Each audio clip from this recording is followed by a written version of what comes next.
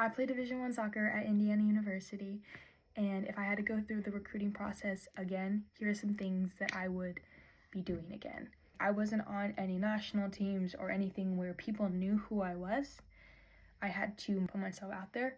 Now, there are definitely some things that I should have done better or should have actually done, but that will be another video. The first thing I would be doing is introducing myself to coaches and scouts.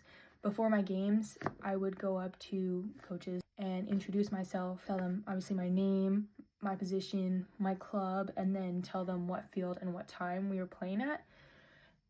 And that brought pretty much every coach to my game. It brought even some big schools like UCLA and Kentucky to my games and warm-ups, and that just got more eyes on me and helped me get pushed out there.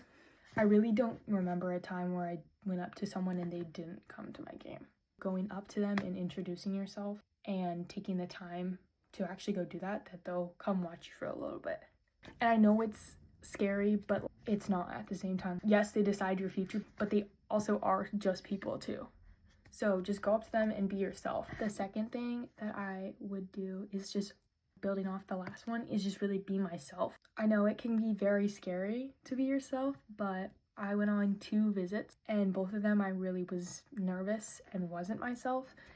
So I know it's really hard to think of questions and all that stuff on visits, but really just try to make conversation and just really be yourself. Another thing that I would be doing again is, again, building off the last one.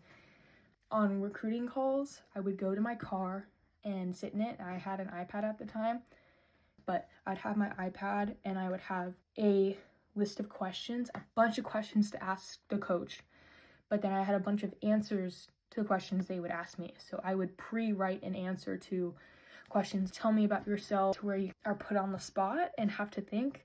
But since I was prepared, I usually had a pretty good answer. So that's definitely be prepared. And also take notes. I was always taking notes because then I would come in and I could look back at different calls and be like, I liked what they said here. I didn't like what they said there. But that's really all my tips that I have for you guys. That I'll make another video of things I wish I did. But I hope you enjoyed this. If you have any questions, reach out and I'll be happy to answer it.